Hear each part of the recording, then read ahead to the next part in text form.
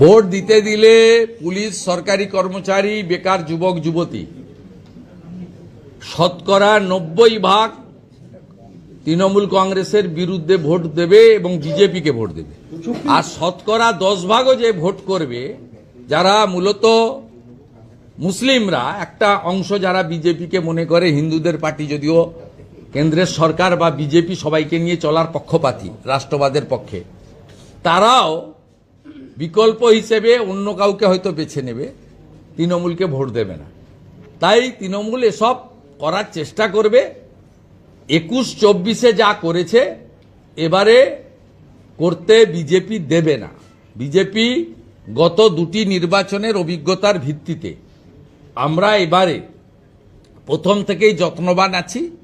আমাদের যা যা করণীয় আমরা সেই কাজ করব এবং যথাসময়ে ইলেকশন কমিশন সিদ্ধান্ত ঘোষণা করলে আমরা আমাদের মতামত, আমাদের দাবি, আমাদের পরামর্শ আমরা সঠিকভাবে দেব এবং সামনেও জনগণের সামনে আনব।